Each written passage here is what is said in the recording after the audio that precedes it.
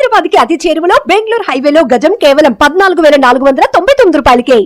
Friends, మీరు చూస్తూ ఉన్నారు దువ్వాడ శ్రీనివాస్ ఎమ్మెల్సీ, వైసీపీ ఎమ్మెల్సీగా ఎవరైతే ఉన్నారో, టక్కలి వైసీపీ ఇన్ఛార్జ్గా ఎవరైతే ఉన్నారో వాళ్ళ కూతురు మా నాన్న కావాలి అంటూ, ఎందుకంటే అతను గత కొన్ని సంవత్సరం క్రితం నుంచి వాళ్ళ భార్యతో సంబంధం లేకుండా, వాళ్ళ కుటుంబంతో సంబంధం లేకుండా, వాళ్ళ పిల్లలతో సంబంధం లేకుండా వేరే వ్యక్తితో ఎఫ్ఐఆర్ పెట్టుకొని అక్కడే పూర్తిగా ఉంటున్నారు, కుటుంబానికి గాలి కుదిరేశారు అని చెప్పేసి వాళ్ళ కూతురు సంప్రదించడానికి ప్రయత్నం చేసిన, నాన్నతో మాట్లాడాలని ప్రయత్నం చేసిన స్పందించకపోవటం, ఆ కూతుళ్ళు మెసేజ్లు పెట్టినా స్పందించకపోవటం, చివరికి ఆ కూతుళ్ళు కలవడానికి పోయినా గేటు దగ్గరే సెక్యూరిటీ పెట్టి ఆపేసిన ప్రయత్నం కూడా మనం చూస్తా ఉన్నాం. ఒక్కసారి ఏం జరుగుతుందో ఒకసారి వాళ్ళ కూతురుతోనే మాట్లాడే ప్రయత్నం చేద్దాం. మనతో ఉన్నారు దువ్వాడ శ్రీనివాస్ గారి డాక్టర్ ఉన్నారు, మనతోటి పెద్ద పాప మనతో ఉన్నారు. మేడం నమస్కారం అండి. నమస్తే, చెప్పండి. మీరు పెద్ద కూతురు కదండి, మీ పేరు? దువ్వాడ హైందవి. దువ్వాడ హైందవి. మేడం, మీరు శ్రీనివాస్ గారిని కలవటానికి వెళ్ళారు, కలవకుండా భద్రతా సిబ్బంది అడ్డుకున్నారు, ఆ ఇంట్లో కూడా పోనీలేదు, గేట్ దగ్గరే మీరు ఆందోళన నిర్వహించారు, నిరసన వ్యక్తం చేశారు. ఏంటి అసలు మీరు ఏం కోరుకుంటున్నారు? మీ ఫాదర్ ఎప్పటి నుంచి మీకు టచ్ లో లేకుండా పోయారు? ఎప్పుడైతే ఇష్యూ మాకు తెలిసిందో, ఎప్పుడైతే మేము ఆయన క్వశ్చన్ చేసామో అప్పటి నుంచి ఆయన మమ్మల్ని అవాయిడ్ చేయడం స్టార్ట్ చేశారు, మాతో కాంటాక్ట్ లేకుండా ఉంటున్నారు.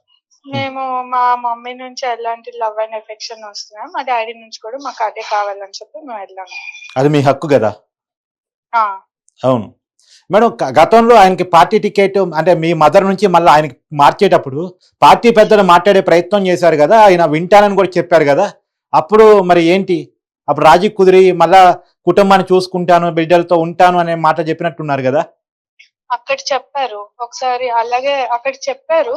చెప్పి ఏం చేసేవాళ్ళంటే ఓన్లీ ఆ రూమ్ వరకే, రూమ్ నుంచి వచ్చాక మాకు కనిపించకుండా తప్పించుకొని కార్ లో వెళ్ళిపోయేవారు. Okay okay. అసలు మీ మదర్ తో లీగల్ గా విడాకులు అయ్యాయా? లేదు, డివోర్స్ అవ్వలేదు, ఇంకో లేడీతో మ్యారేజ్ కూడా అవ్వలేదు. ఓకే. మరి డివోర్స్ కాకుండా వేరే వాళ్ళతో వెళ్ళటం, కుటుంబాన్ని వదిలేయటం, దీన్ని ఎలా చూడాలి? ఎలా చూడాలి అంటే అది మిస్టేక్ కదండి. అంటే అతను సార్ చెప్పండి చెప్పండి మేడం, చెప్పండి చెప్పండి.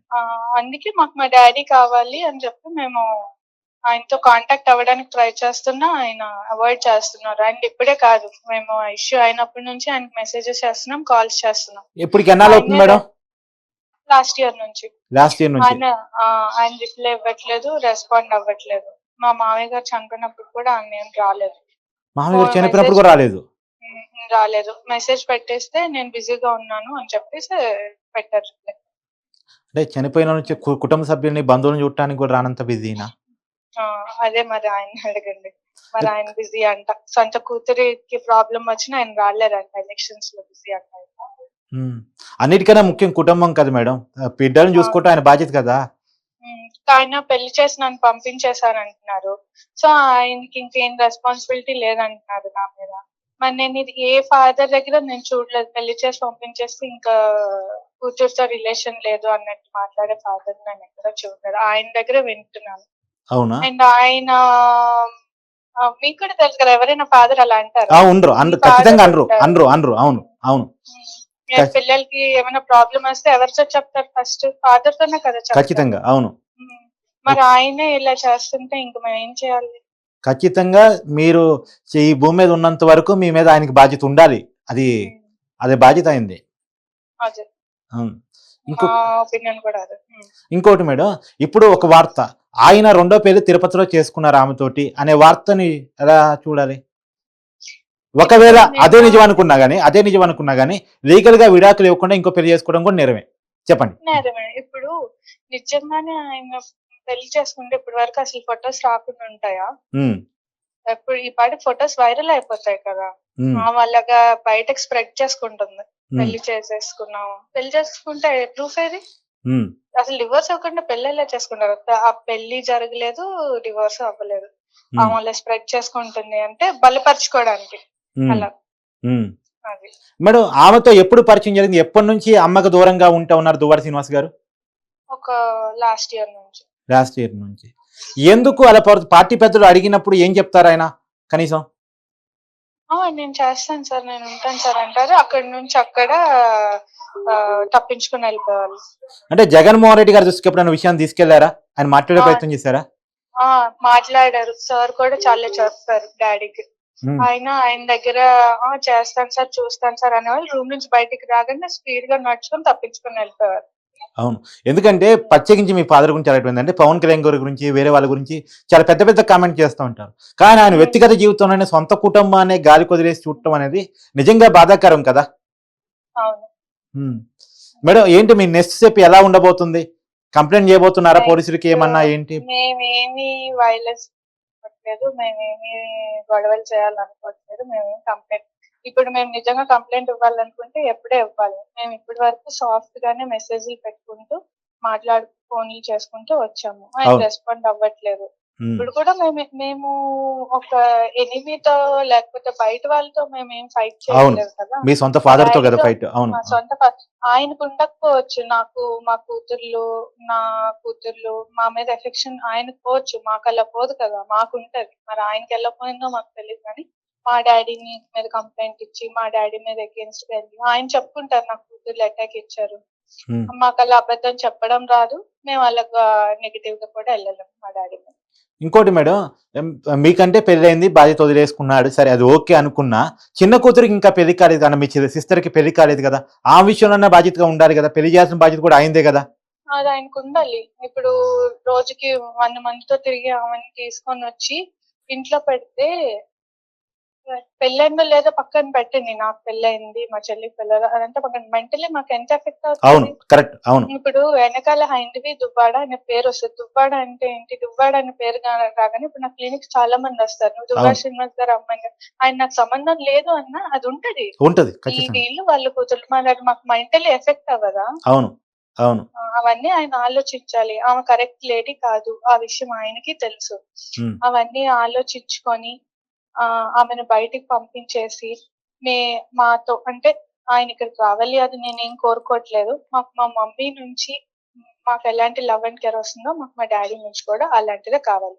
మేము మా మమ్మీ దగ్గర అయితే ఎలాగొచ్చుంటున్నామో మేము మా డాడీ దగ్గర కూడా అలాగే ఉంటాం. అది మీ హక్కు మేడం, మీ హక్కు కూడా అది. ఇంతకు ముందు మా డాడీ ఎలాగుండే వాళ్ళ మాట మాకు మా డాడీ అలాగే కావాలి. అంటే కాదు, ఆ ఎవరైతే లేడీ మీరు చెప్పబడుతున్నారో, నేను ఆ పేరు తీయటానికి ఇష్టపడట్లేదు, కానీ ఆ వ్యక్తి మాయలో దువ్వాడ శ్రీనివాస్ గారు పడ్డారు పూర్తిగా. కుటుంబాన్ని వదిలేసేంత ఎందుకు అలా ఒక స్థాయి ఉన్న వ్యక్తి, మెచ్యూర్డ్ ఉన్న వ్యక్తి, ప్రజాప్రతినిధిగా ఉన్న వ్యక్తి ఇలా ఉండటానికి కారణం ఏంటని మీ ఉద్దేశం? ఆయనకి నాకు తెలిసినంత వరకు ఇప్పుడు ఆయన ఒప్పుకుంటే ఆయన తప్పు చేసినట్టు ఒప్పుకోవాలి. ఆయన అది ఒప్పుకోవడానికి ఇష్టపడట్లేదేమో అనుకుంటున్నాను. ఇష్టపడట్లేదేమో ఆయన నేను తప్పు చేశాను అన్నది ఆయన సొంతంగా ఆయన ఒప్పుకోవడానికి ఇష్టపడట్లేదు. అందుకే మా మీద రాంగ్ గా స్ప్రెడ్ చేస్తున్నారు నేను అనుకుంటున్నాను. కానీ మేడం మీరు మీరు మీరు ఇప్పటికే బాధ్యతగా ఉన్నారు కాబట్టి నేను అడుగుతున్నాను, తల్లిని అంటే దువ్వాడ వాణి గారు ఎవరైతే ఉన్నారో ఆమెను వదిలేసి ఉంటున్నారు కాబట్టి ఆమెకు అండగా ఉండాల్సింది మీ బాధ్యత కూడా ఉంది కాబట్టి ఆమెకి అండగా ఉండాలని నేనైతే కోరుకుంటున్నాను. మీరు అలా ఉన్నారు ఇప్పటికైతే, అలానే ఉండాలి. ఎందుకంటే భర్త వదిలేసినప్పుడు బయట సమాజం ఎలా అనుకుంటుందో, ఏం మాట్లాడుకుంటుందో ఎవరికి తెలియంది కాదు. సో ఇప్పుడు ఆమెకు అండగా మీరు ఉండాలి. మీరంటే పెళ్లి చేసుకున్న తర్వాత మీ ఇంటి పేర్లు మారొచ్చు, వాట్ ఎవరు జరగచ్చు, కానీ ఆమె అయితే దువ్వాడ పేరుతోనే ఉంటారు కదా ఇంకా. కాబట్టి ఆమెకి మీరు మదర్కి అండగా ఆమె చూసుకునే బాధ్యతను మీరన్నా తీసుకోవాలని చెప్పేసి, ఎందుకంటే ఒక ప్రొఫెషన్లో మీరు డాక్టర్, మీరు ఎదిగారు కొంత, కాబట్టి మీరైనా అమ్మకి అండగా ఉండాలని నేనైతే కోరుకుంటున్నాను. మేము మా మమ్మీకి సపోర్ట్ గానే ఉంటున్నాం, ఎందుకంటే ఆవిడ తరపున మిస్టేక్ లేదు, మా డాడీ తరపున మిస్టేక్ ఉంది. అది కనపడుతుంది కదా మేడం, క్లియర్ గా కనపడుతుంది. Thank you madam. ఏం లేదు, నిన్న మేము మా డాడీని కలవడానికి వెళ్ళాము. ఆయన డోర్స్ అవన్నీ లాక్ చేసుకొని లోపల ఉన్నారు, ఆ లేడీ కూడా అక్కడే ఉంది. మేము ఆయనతో మాట్లాడడానికి వెళ్దాం మాట్లాడడానికనే కాదు, మా డాడీతో కలిసి ఉన్నామని మేము వెళ్ళాము. బట్ మేము మెసేజెస్ చేసినా, ఫోన్ కాల్స్ చేసినా ఆయన లిఫ్ట్ చేయలేదు, దేనికి రెస్పాండ్ అవ్వలేదు. సో ఏంటి అంటే వాళ్ళు ఎప్పుడో ఒక్కప్పటికైనా డోర్ తీస్తారు కదా అని మేము బయట వెయిట్ చేసాం నేను అంతా.